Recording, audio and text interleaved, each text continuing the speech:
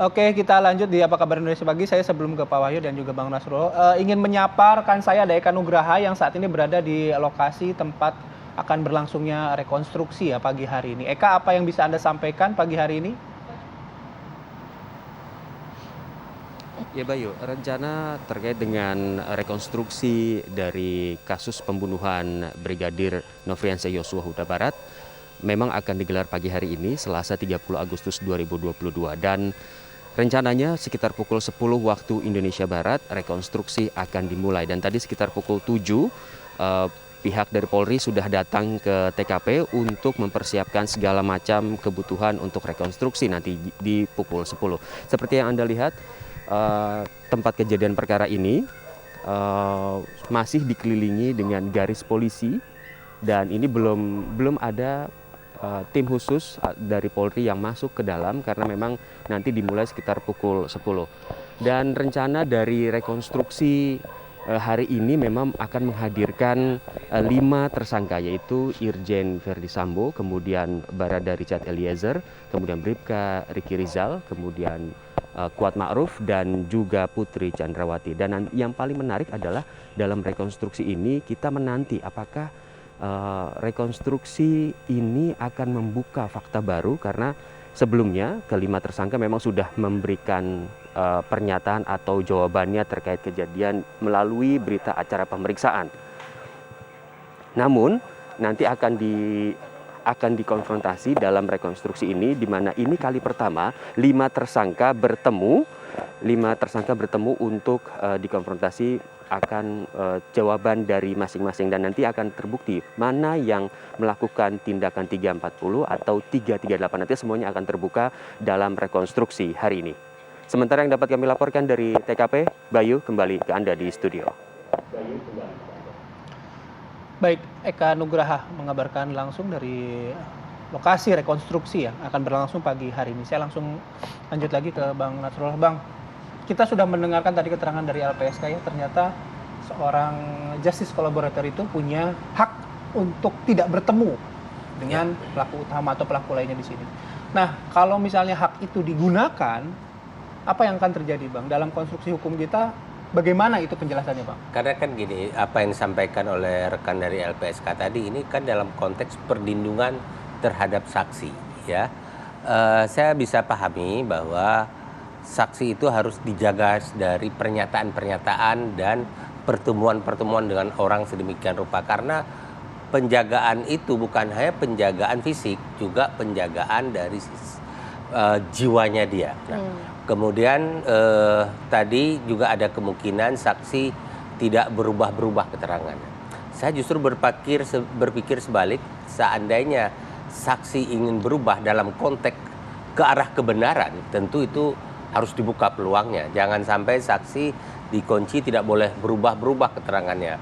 Nah, berubah ini yang beliau maksudkan, saya yakinnya bahwa jangan hari ini sudah membuat pengakuan yang sebenarnya, besok dengan dapat tekanan berubah lagi. Itu dalam konteks itu. Itu yang terus dijaga sampai sekarang ini ya Bang ya. Betul. Nah, tapi kalau misalnya kalau kita lihat kan ini kan kemarin berkas perkara sudah dibalikan ya dari Kejaksaan Agung ke pihak dari penyidik Barreskrim Polri. Nah, seberapa penting kemudian rekonstruksi ini untuk kemudian dalam penyusunan dakwaan yang akan dilakukan oleh jaksa nantinya? Jadi gini,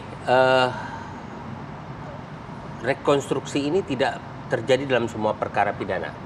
Umumnya rekonstruksi terjadi dalam kasus-kasus pembunuhan, penganiayaan yang sangat berat mungkin ya, atau pelanggaran HAM berat. Itu diperlukan karena apa?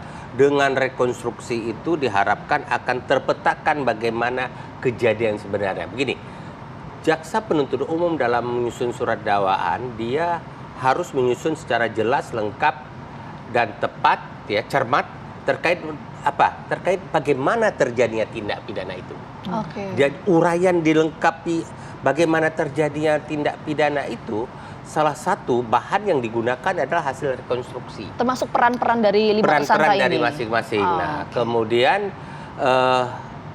tempat terjadinya waktu dan segala. Tapi dalam rekonstruksi dia tidak terlalu fokus merujuk pada tempat, ya.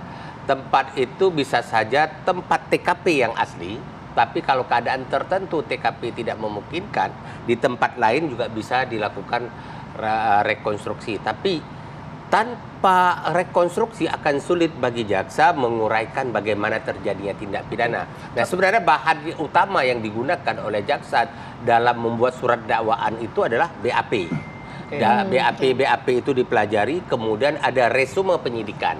Nah, disitulah jaksa menyusun surat dakwaan. Bang, tapi untuk menampung pertanyaan tadi yang disampaikan Pak Samuel gitu, yang masih menjadi tanda tanya kan soal motif ya. Nah, rekonstruksi ini bisa menjawab itu nggak, Bang? Rekonstruksi itu tujuannya tidak merujuk kepada motif.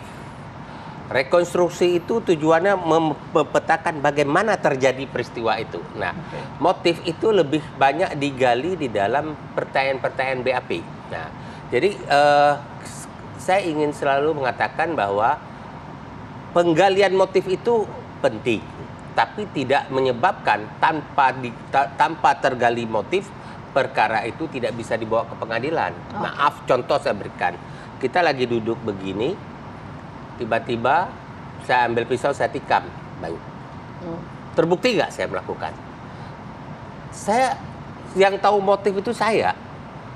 Tapi penyidik semua menggali motif, tidak pernah bisa menggali motif. Apakah akhirnya perkara saya menikam Anda tidak bisa dibawa ke pengadilan? Bisa. Tetap bisa. Bisa. Hanya saja ada kekurangan sempurnanya bagaimana motif itu akan menyebabkan menjadi bahan pertimbangan bagi hakim nanti dalam menentukan berat ringan sebuah hukuman ya. Karena kadang-kadang misalnya saya melakukan sebuah kejahatan untuk membela keluarga saya. Atau mungkin di daerah tertentu, perbuatan tertentu sangat nista, sehingga kalau dia melakukan perbuatan tertentu kepada keluarga saya tampil sebagai hero dalam tanda kutip, Rambo ya, untuk melakukan langkah-langkah perlawanan terhadap perbuatan tersebut. Oke. Baik. Saya geser ke Pak Wahyu. Pak Wahyu, kalau lihat tadi dari Pak Manager dari LPSK, kan Kompolnas juga hadir ya hari ini ya? Nanti hadir, kami diundang lebih. Rekonstruksi gitu. Soal keberadaan Baradae tadi sudah ada penjelasan dari LPSK. Nah, salah satu yang menjadi harus concern kan keberadaan Baradae di tempat TKP-nya rupanya nggak terlalu luas-luas amat begitu. Kalaupun misalnya hadir, mungkin jaraknya juga akan sangat berdekatan nih dengan FS dan SK lainnya gitu. Kompolnas mengawasi hal ini untuk memastikan bahwa Baradae itu menyatakan apa yang pernah ditulis di BAP, bagaimana Pak Wahyu? Terima kasih Mas Bayu dan Mbak Vita. Jadi posisi Kompolnas nanti kan mengawasi. Rekonstruksi itu kan wilayahnya penyidik, bukan wilayahnya Kompolnas. Tetapi karena penyidik ini polisi dan kami sebagai pengawas fungsional, maka kami punya kepentingan di sana. Kebetulan kami diundang oleh Kabar Eskrim, resmi sudah diundang, kami dan Komnas HAM, tapi hanya maksimal 2 orang. Kami tadi kemarin sudah rapat dan memutuskan nanti yang akan hadir 2 komisioner kami, Pak Pujiartanto dan Pak Yusuf Wasim. Mengapa yang kita pilih 2 orang komisioner itu? Karena ketika sidang kode etik keduanya sampai 15 jam hadir sehingga bisa sinkron ya. Kemudian apa yang kami lakukan ya sesuai dengan tupoksi kami. Saya sudah pernah lihat TKP-nya, memang sempit sekali. Apalagi saya dengar tadi jaksa ada 10 orang, belum nanti tentu akan. Jadi yang kami lakukan tentu pertama kami tidak bisa masuk ke wilayah itu karena itu murni punyanya penyidik. Kami tentu mencari posisi yang bisa melihat, mengamati dan mencatat saja karena kepentingan Kompolnas sesuai dengan instruksi Presiden dan sesuai dengan janji Pak Kapolri agar ini cepat. Sementara ini tadi kan penjelasan ada berkas dibalikan karena harus dilengkapi. Ya, harus dilengkapi. Saya kira nanti secara teknis Bang Nasrullah lebih jelas menjelaskan ya. Nah, karena itu bagi Kompolnas kita kawal, kita tugasnya ngawal. Jangan sampai ini berlarut-larut terus. Sekarang ini 1 minggu lagi sudah genap 2 bulan, Mas. Jadi drama ini sudah sangat panjang sekali. Kami pada posisi sebagai pengawas juga menyerap aspirasi publik, tidak ingin ini justru nanti berlarut-larut kemudian berdampak kepada semakin merosotnya citra institusi. Itu kepentingan kami. Sehingga kami mendesak mengawal ini supaya segera cepat. Tentu cepat, tidak asal cepat tapi hati-hati dengan ketentuan yang ada. Seperti tadi saran dari jaksa, nanti mungkin Bang Nasrul lebih detail bisa lebih menjelaskan soal teknisnya ya. Oke, baik. Nanti kita lanjut lagi, masih ada waktu untuk berbicara soal ini, tapi kami harus jeda terlebih dahulu. Apa kabar Indonesia Pagi akan kembali sesaat lagi.